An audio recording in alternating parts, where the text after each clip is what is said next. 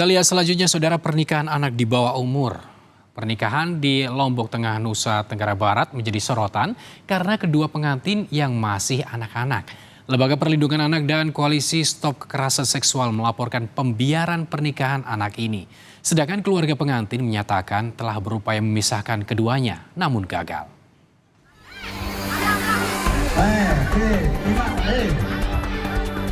Video pernikahan anak di Desa Beraim, Lombok Tengah menjadi sorotan karena sang pengantin yang masih bersikap layaknya anak-anak. Buntut dari video pernikahan anak ini, Lembaga Perlindungan Anak dan Koalisi Stop Kekerasan Seksual melaporkan pihak yang terlibat dan memfasilitasi pernikahan kepada polisi, termasuk orang tua kedua pengantin. Yang dilaporkan adalah pihak-pihak yang kemudian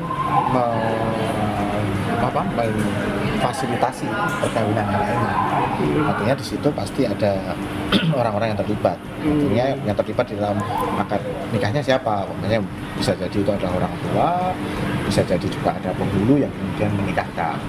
Yang lebih kita soroti adalah orang tua, kemudian ada, kita masih belum tahu ini penghulunya ada nggak, ini yang masih kita belum tahu. Tapi orang tua kan pasti. Pihak keluarga mengaku telah berupaya memisahkan keduanya, namun gagal. Bahkan keduanya berupaya kabur ke Pulau Sumbawa selama 2 hari 2 malam. Karena adanya tradisi merarik dalam budaya Sasak, maka keluarga dianggap wajib menikahkan demi menjaga kehormatan. Dibawa lari 1 kali 24 jam, lalu kemudian besoknya ada informasi bahwa saya melarikan untuk menikah. Waktu itu sudah masuk dalam adat istiadat bagi warga Sasak yang sudah tidak bisa dicabut sudah. Dan itu sudah yang turun-temurun yang kami jalani. Dan satu-satunya cara ya seperti tadi, harus menikahkan. Tradisi merarik adalah bentuk kawin lari yang telah mengakar di budaya Sasak.